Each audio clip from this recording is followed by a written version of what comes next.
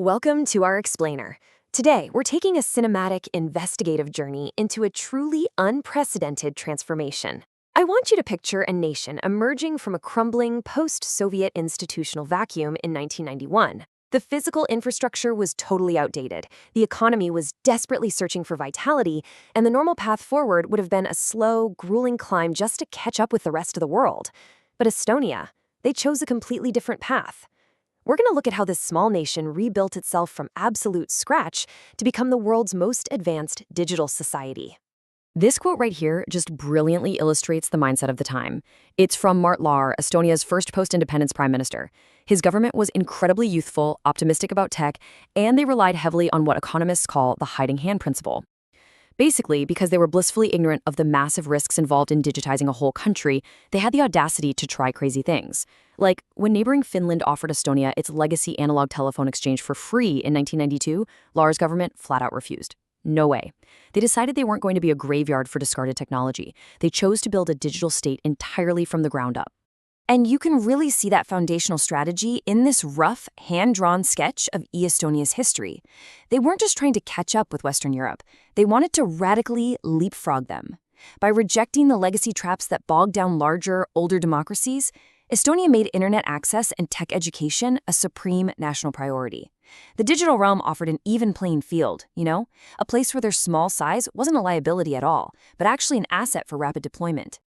Okay, let's look at Section 2, the Tiger Leap Generation, and building the cognitive infrastructure. Because here's the thing. Before you can build a highly sophisticated digital state, you literally have to build a digital citizenry capable of using it. And just look at the rapid-fire speed on this historical timeline. Initiated in 1996 and championed by future President Thomas Hendrik Ilves and Minister of Education Jacques Avixo, the Tiger Leap program was this massive investment in human capital. They treated internet access not as some luxury for the wealthy, but as an absolute educational necessity for every single student. By 1997, 97% of Estonian schools had internet connections, and by 1998, they all had computer labs. They were building the cognitive infrastructure of a nation, making sure an entire generation grew up viewing the internet as a fundamental part of civic life. Which brings us to this highly pragmatic and honestly pretty great quote from Thomas Hendrik Ilves: "You can't bribe a computer." This brilliantly captures the secondary but equally important goal of this massive digitization. By automating the state and moving public services into a paperless cloud, the government's footprint became incredibly minimal. It practically eliminated the bureaucratic bottlenecks where corruption historically loves to hide. It was all about creating a radically transparent, anti-corrupt government that operated with just ruthless efficiency. Section 3. X-Road and Decentralized Power, Avoiding the Alexandria Trap. So how did they architect the actual plumbing of this digital state? Well, the crucial point is that Estonia actively avoided the trap of building a centralized super database. Think about it. If you put all of a nation's data in one central hub, it becomes incredibly vulnerable to a single catastrophic event. System architects in Estonia actually likened it to the burning of the Great Library of Alexandria. Instead, in 2001, they launched the X-Road. It's essentially a decentralized, highly secure, encrypted digital highway. Data stays safely with its original owner, and systems communicate peer-to-peer without any central choke point. And because of the X-Road's secure blockchain-backed ecosystem, specifically using KSI blockchain tech to prevent tampering, Estonia was able to implement what they call the once-only principle. Guys, this is a total game changer. Think about how many times you've had to write down your address on different government forms. In Estonia, you never have to give the same piece of information twice. If the population registry has your address, the tax board securely queries it over the X-Road. It slashes massive amounts of bureaucracy and gives citizens the ability to audit exactly who is looking at their personal records. The sheer scale of efficiency this created is just staggering. Look at these numbers. Today, 99% of government services are online 24/7. Filing taxes? Under 3 minutes. Registering a new business? Under 15 minutes. By integrating digital identity and the X-Road, Estonians save over 820 years of working time annually. Citizens can literally do everything online securely with their digital ID, with the only exceptions being getting married or getting divorced. But, and this is a big but, building a society completely, 100% dependent on digital infrastructure leads us to a terrifying question. What happens when the servers stop responding? What happens when a modern, always-on nation is suddenly unplugged? That question was violently answered in the spring of 2007. Section 4. Surviving Web War 1, the 2007 cyberattacks. This brings us to a really suspenseful and critical turning point in our story. Political tensions had flared over the relocation of the Bronze Soldier, which was a Soviet-era monument in the capital, Tallinn. What followed was the world's very first major act of coordinated cyber warfare targeting an entire state. For 22 suspenseful days, a globally distributed denial of service, or DDoS attack, orchestrated by pro-Russian groups, absolutely pounded Estonia's digital borders.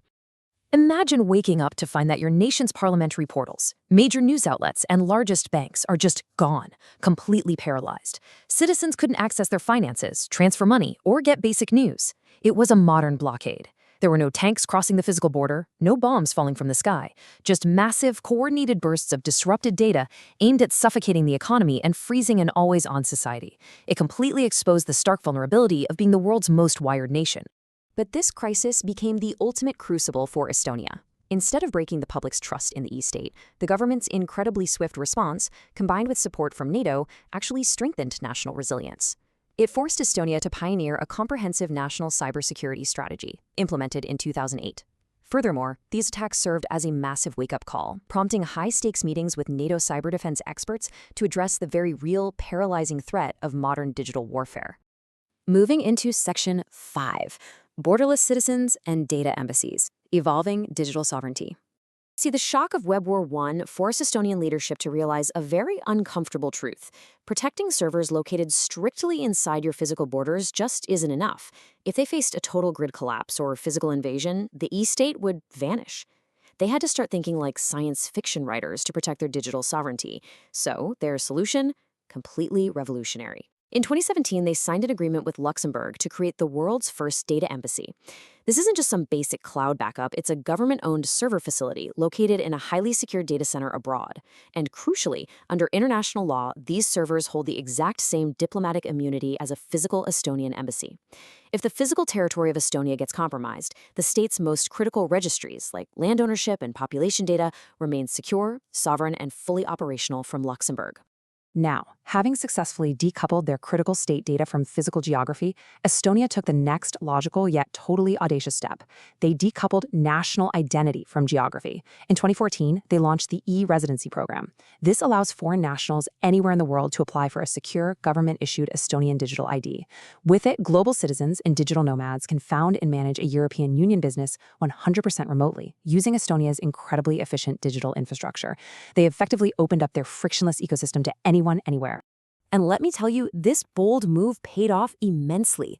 It didn't just boost Estonia's soft power on the global stage, it became a massive economic engine. By serving a community of over 100,000 active e-residents globally, the program has generated a cumulative economic impact of nearly 400 million euros for the Estonian state. They literally turned their digital bureaucracy into a highly profitable, internationally exportable service. Section 6. The human paradox of trust, beyond the 100% e-state. As we zoom out from these incredible technological triumphs and billion data query systems, we have to look at the human reality on the ground. The sources point out a really critical tension here. A fully digitized state is undeniably incredibly efficient, but speed and technical sophistication alone are proving insufficient for a well-rounded society. There is a very real risk of digital exclusion for populations who just can't keep up with the rapid pace of technological change. On top of that, a 100% e-state demands an unprecedented, almost fragile level of trust between the citizen and the invisible algorithms running their daily lives. If that trust fractures, the entire model's at risk. Which leaves us with a profound final thought. Ultimately, Estonia proves that technology can beautifully and perfectly streamline a state. It can defend it, back it up in foreign data centers, and export its services globally. But if a nation exists entirely in the cloud, what happens to our human connection on the ground? Because at the end of the day, it remains up to the people, not the hardware, to decide what kind of society they actually want to be.